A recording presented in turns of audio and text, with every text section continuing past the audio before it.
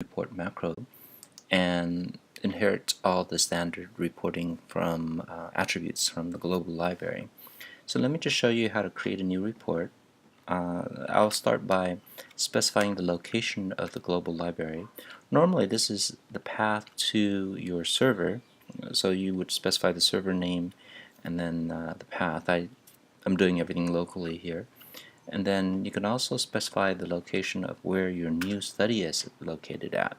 So I just have a folder created. I'm running on the server, so right now this folder is blank, but I'll show you in a minute. It'll create the new standards.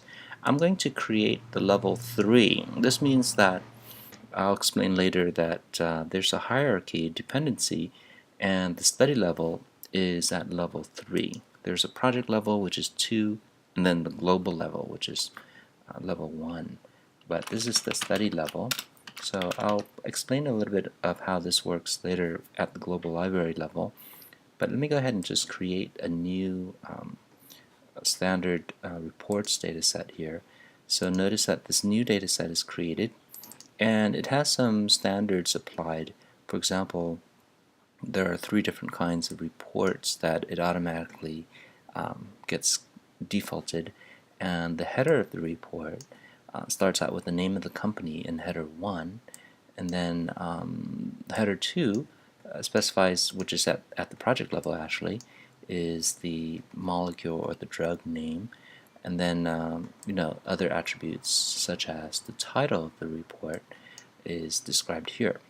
So once I have that defined in that data set, I can actually work on generating my reports. Here's an example of where I would include a macro, which is another macro called getReport. What this macro does, it actually will get the attributes of that report that I was referring to earlier. Notice that there are 3 reports. I'm going to do an example where I get the DM, or the demographics report, and there are many attributes that it will capture. I'm just going to create, normally you do a fancy proc report. I'm just going to do a quick dump of a proc print.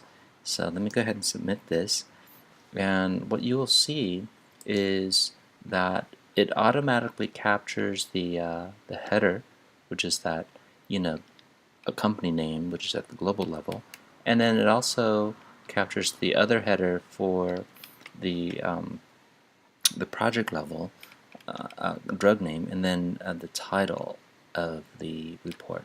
It's also things like maybe it will generate the footer as well, and the footer is also defined in the reports dataset. So let me go back to that standard library and show you those attributes once again. In that data set, I had things like the specific report that I generated was this DM one, but which is just this first row here. But notice that the footer I also defined. I can define many footers. I just have one, and I have a runtime variable, which is called datetime. So this will be resolved during runtime, and in that case, the it gets resolved to the datetime within the report. So this is nice in that the getReport macro that I called captured all those attributes from the dataset and then brings it directly in.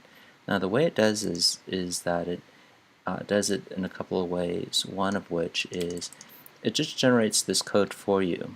For example, it generates a macro variable, and it also defines the actual footnote. Now, if I were to use this as a macro variable, I can write my own proc report and use this ampersand title, and I can capture it. But it also defines it directly into the footnote and title statements, so that I can then just do a proc print or proc report, and I get this nice header and title standard created for me. Now let me go back and describe to you how these attributes are defined and how it's inherited in my report. So for example, if I go to the global library, currently I have that study level, which I created just one reports data set. If I go to the actual library, there's this index file, and it describes the fact that there's actually 3 different levels to my global standard. I can actually have up to 5, but this example shows the fact that the global is at level 1, and then there's a project and study level. Each one of these has a corresponding data set. So the global is the report 1, and the only thing I defined in there is the header. So this header will actually be propagated or inherited to all the subsequent reports created underneath it as a child.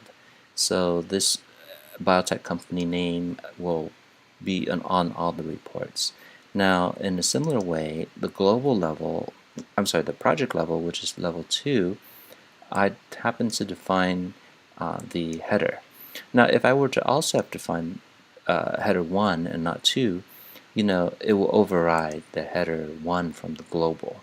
But in this case, I'm going to leave the header 1 blank, meaning it'll get it from the global, and then I will define a project level. So everything underneath will get this drug name. And then lastly, actually, let me scroll over to the right a little bit. I'll show you that the only other thing I defined is the footer. So there's a standard footer that will be generated on all the reports. Now, the study level is when I start to introduce these specific report names. Note one thing, though, is that even though I defined the standard titles and everything, I actually left the headers, if I scroll over to the right here, and the footers all blank. Notice that the headers, let me go back, the headers and the footers here are blank. And the way it works is that if they are blank, then it actually inherits from its parents. In this case, the project level and the global level. So that's how standards are applied. So when I create a new report at the study level, it will actually start out at the study level and get these attributes, which is nice, and then it inherits, it goes up the parent's generation, if you will, and it starts to inherit the anything I defined at the project level here, and then it continues up to at the global level. Now, of course, I can have multiple projects, so I can have another project for another drug name, and in that case, I would define it in a different branch of the tree. I can do that, and then in that case, I would have multiple levels too for different projects and multiple levels at the study level. So it's like a makefile in the sense that it knows exactly the dependencies, and it will generate the new study with the final attributes that you want. In this case, it has all the inherited headers and from the project and global levels, and then any footers that you defined along with the report attributes like titles at the study level.